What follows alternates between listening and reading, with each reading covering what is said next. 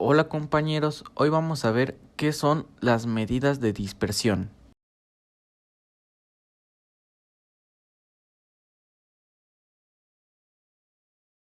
Para comenzar con este tema, debemos conocer que las medidas de dispersión indican qué tanto se dispersan o se agrupan los datos con respecto a su media aritmética.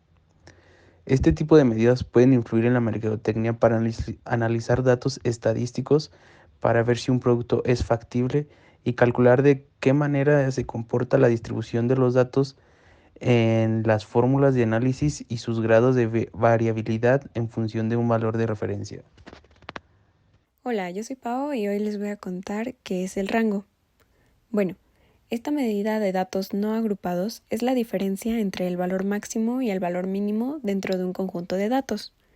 Recordemos que la diferencia es otra manera en la que se le conoce a la resta, así que nuestra fórmula para calcular el rango sería simplemente restar el valor máximo menos el valor mínimo del conjunto. Sabemos que en el área de mercadotecnia, utilizar rangos para comparar nuestros precios con los de algún competidor será fundamental para el crecimiento de la organización en cuestión, lo cual podemos observar en el siguiente ejemplo. Utilizando la fórmula anterior, podemos comparar los rangos de los pagos anuales que hace la asociación Blue Cross y Blue Shield a dos hospitales. El rango de los pagos anuales a Cumberland es 1.883.000 menos 863.000. El rango da igual a 1.020.000. Para el hospital Valley Falls, el rango es 690.000 menos 490.000, que da un rango de 200.000.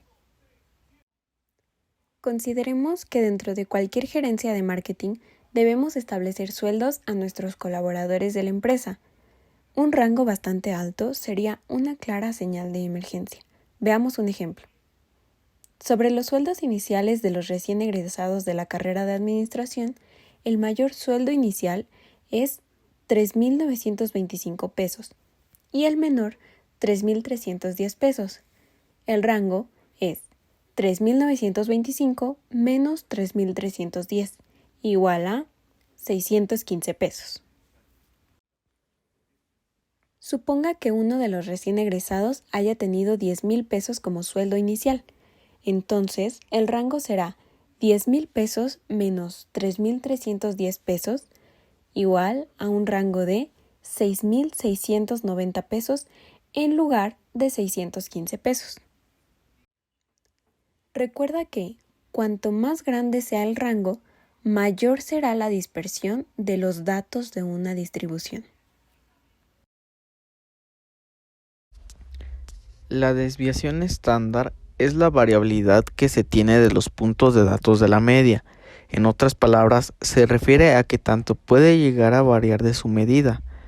Esta medida es muy importante en la estadística descriptiva, porque es la base para la interpretación de los datos y ver con certeza en cuánto pueden llegar a variar. Un ejemplo en donde se puede llegar a usar esta medida es en su uso en el marketing, que es el poder ayudar a ver la variación que se puede llegar a tener en los costos o las ventas que puedes tener, así como poder determinar qué tanto se puede dispersar los precios y su volatilidad en el mercado. Para encontrar la desviación tenemos dos fórmulas. La primera es para una muestra que tiene como datos la suma de, luego tenemos a x que es cada valor de este y la media aritmética, para que al obtenerla se divida entre la muestra y la muestra tiene que ser restada a menos 1. Por otro lado, en la población se tiene la suma de, también se tiene a x que es el valor de un conjunto de datos, la u que es la media del conjunto de datos y por último a n que es la población. La única diferencia entre las dos es que en la muestra se resta a menos 1 y la población es sin ningún cambio.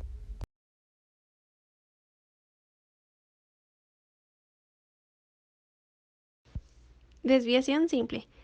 La desviación simple es el promedio de desviación de las puntuaciones con respecto a la media, que se expresa en las unidades originales de medición. En una explicación más sencilla, es la raíz cuadrada de la varianza. Esta nos ofrece información sobre la dispersión media de alguna variable. Y aquí tenemos las fórmulas que se utilizan para los casos de población y de muestra. Como segundo punto tenemos las propiedades importantes. Como número 1, tenemos el valor de la desviación generalmente es positivo. Este valor solo es igual a 0 cuando todos los valores de los datos son el mismo número, por lo que nunca va a ser negativa. Y en cuanto a los valores grandes, estos implican mayores cantidades de variación. Número 2. El valor de la desviación puede aumentar.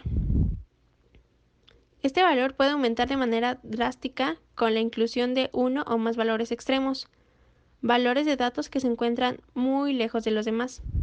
Y como número 3 tenemos las unidades de desviación.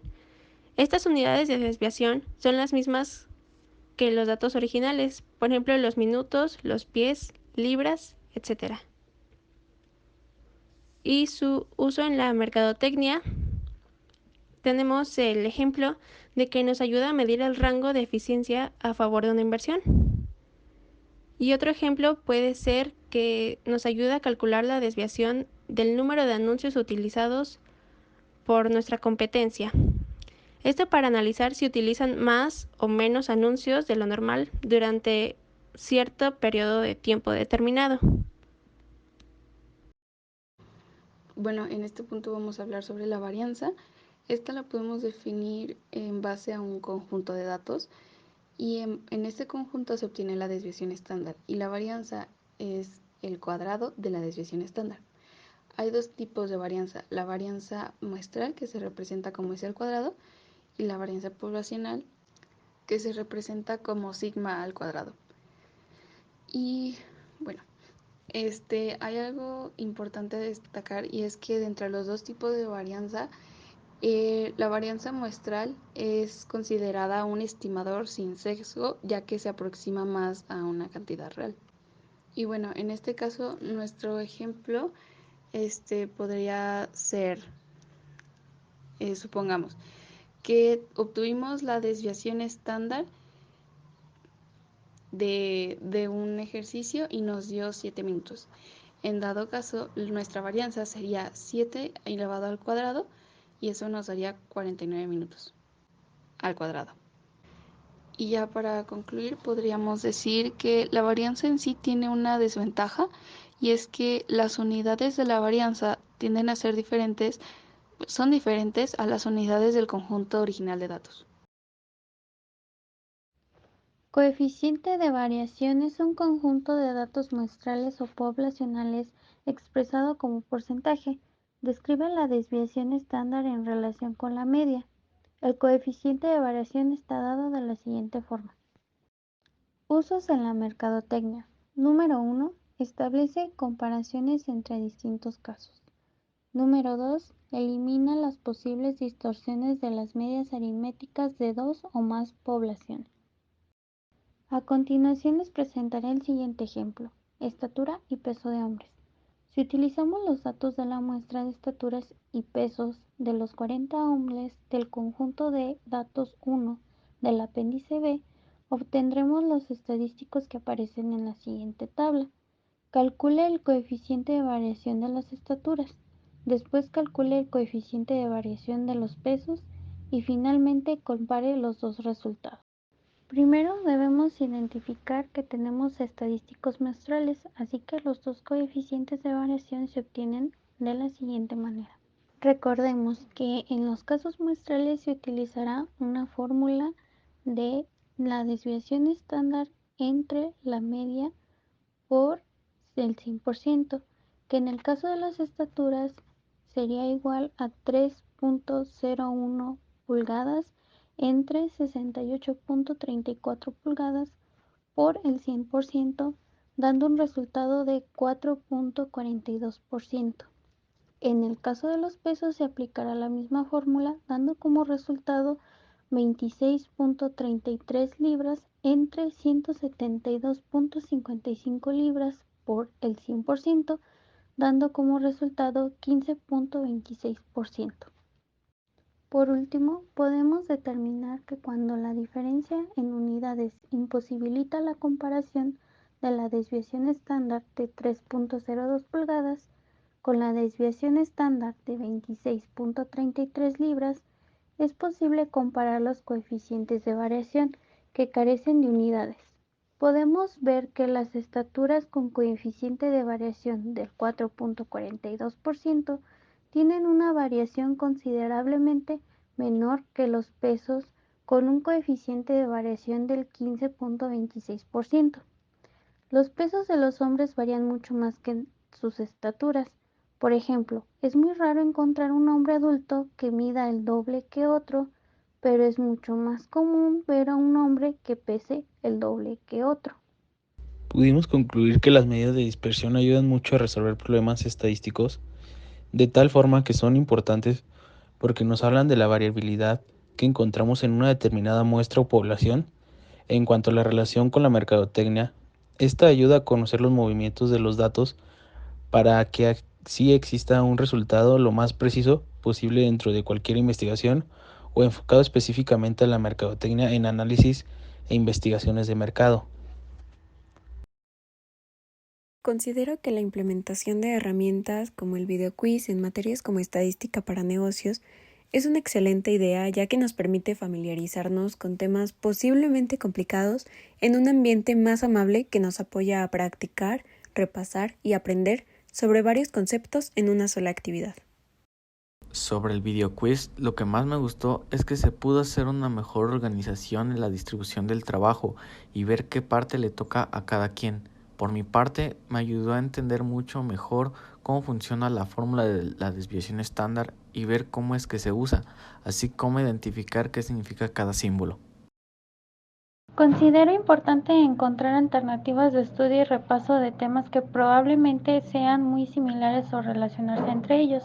Un videoquiz es una alternativa interesante e interactiva para cubrir estos temas algo extensos e importantes. Personalmente, esta actividad me ayudó a leer y buscar nueva información de los temas, además de comprenderlos más a fondo. Creo que este tipo de actividades nos ayuda a mejorar el aprendizaje ya que se utilizan herramientas que aportan al conocimiento sobre la materia de estadística.